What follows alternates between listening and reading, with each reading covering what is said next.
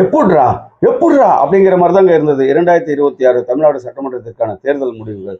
ஏன்னா இருவரும் திராவிட கட்சிகளை ஓரம் தள்ளிட்டு நடிகன் என்கின்ற ஒற்றை அடையாளத்தை மட்டுமே இந்த மக்கள் முன்னால் வைத்து ஏராளமான தொகுதிகளை கைப்பற்றியிருக்கிறார் தாவேகாவின் தலைவர் நடிகர் விஜய் அவர்கள். இப்போ அவர் முன்னால் இருக்கக்கூடிய கேள்விகள் நிறைய இருக்குங்க.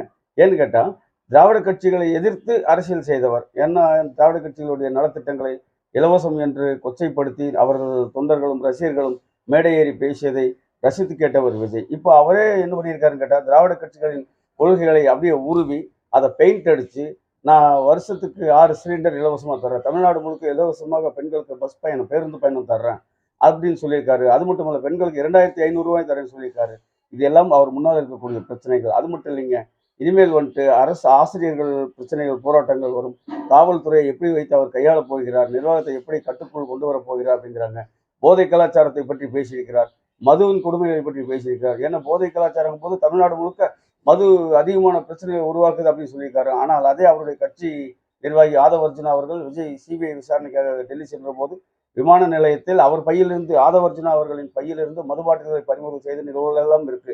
இப்படிப்பட்ட சூழ்நிலையில் அவர் மதுவுக்கு எதிராக எப்படிப்பட்ட நிலைப்பாட்டை எடுக்கிறாருன்னு பார்க்கணும். போதை மருந்து பிரச்சனைன்னு சொல்றாரு, தமிழ்நாடு முழுக்க போதை மருந்து கலாச்சாரம் இருக்கிறதுன்னு சொல்றாரு. ஆனால் அந்த போதை மருந்து எங்கிருந்து வருகிறது, யார் மூலியம் வருகிறது, எந்த துறைமுகத்திலிருந்து வருகிறதுலாம் மக்களுக்கு வெளிச்சம் போட்டு காட்டுவாராம். அதே சமயத்தில் இப்போ அவருக்கு தனி மெஜாரிட்டி கிடைக்கலாம். இப்போ திராவிட கட்சிகள் இருந்தது ஆட்களை ஒருவனும் குதிரை பேரம் பேசணும். இப்போ திராவிட கட்சிகள் மூலியமாக கூட்டணி அமைத்து வெற்றி பெற்றவர்கள் யாரெல்லாம் பதவிக்காக பணத்திற்காக திராவிட கட்சிகளுக்கு துரோகம் செய்துட்டு ஓடுகிறார்கள் என்பதை மக்கள் பார்க்கணும். இன்றைய தினத்திலிருந்து இந்த தமிழ்நாட்டின் அரசியலை மக்கள் கூர்ந்து கவனியுங்கள். அரசியல் பலரலாம். தொடர்ந்து இணைந்திருங்கள். நன்றி.